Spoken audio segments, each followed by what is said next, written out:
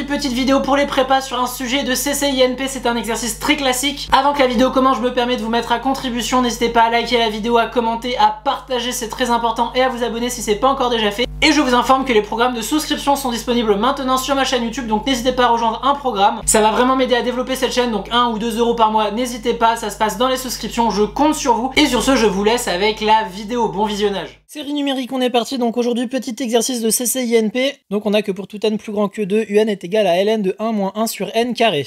Ce que je vous propose pour déterminer la nature de notre suite numérique, eh bien c'est qu'on passe par des équivalences, que vous voyez qu'ici un a une jolie expression de développement limité en plus infini. Donc ce que je vous propose, c'est qu'on rappelle le développement limité de ln de 1 moins 1 sur n carré. On a que ln de 1 plus x. Cette chose-là, quand x tend vers 0, eh bien on va dire que c'est équivalent ici à x. Donc on va avoir en plus l'infini que ln de 1 moins 1 sur n au carré est équivalent ici à moins 1 sur n au carré. Donc ici on va avoir que un en plus l'infini eh bien est équivalent à moins 1 sur n au carré. Et donc on va avoir que la valeur absolue de un est équivalent à 1 sur n au carré.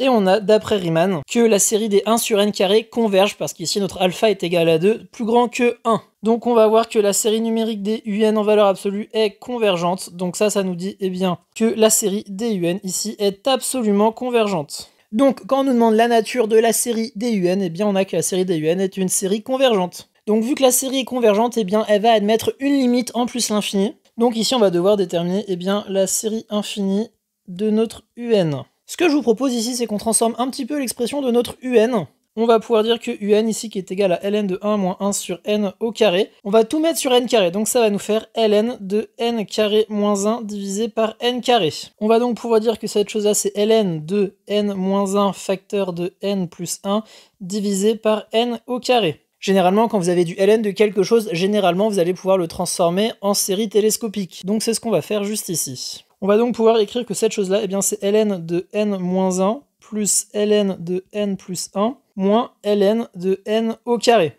Bon, ln au carré, le petit carré, on va pouvoir le passer devant en produit, donc ça nous fait 2 ln de n. Et donc maintenant, on va séparer notre 2 ln de n. Ce que je vous propose, c'est qu'on écrive que c'est ln de n plus 1 moins ln de n plus ln de n moins 1 moins ln de n. Et en faisant ça, eh bien, on fait juste apparaître le fait que ça va être une série télescopique.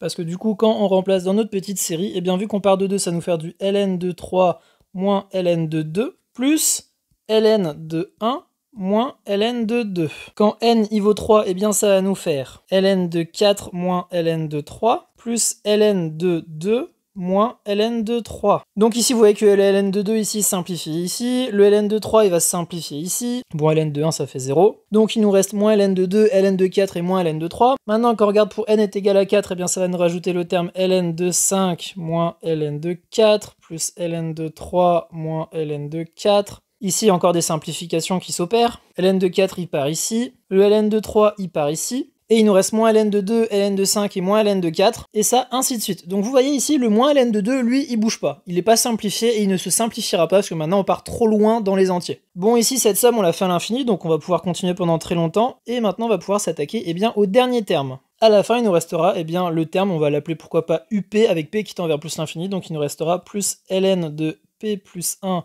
moins ln de p, plus ln de p moins 1 moins ln de p.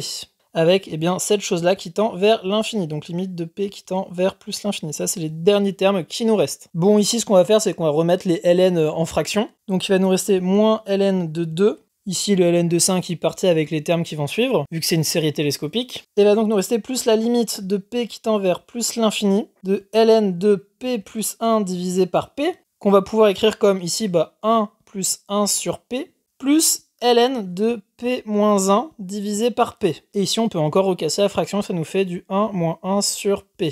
Bon, quand p tend vers plus l'infini, 1 sur p et moins 1 sur p vont tendre vers 0, donc ça va tendre vers ln de 1, les deux termes. Et donc, en plus l'infini, ça va tendre vers 0, ce terme-là. Donc, il va juste nous rester du moins ln de 2. Donc, on a déterminé que notre série numérique était convergente et que sa limite était égale à moins ln de 2. J'espère que cette petite vidéo vous a plu. Si c'est le cas, n'hésitez pas à liker, partager, commenter et à vous abonner. Je vous rappelle qu'il bien maintenant, il y a des programmes de souscription à la chaîne. Si ça vous intéresse, n'hésitez pas à les regarder. Et sur ce, on se dit à très vite pour de prochaines vidéos. Salut tout le monde!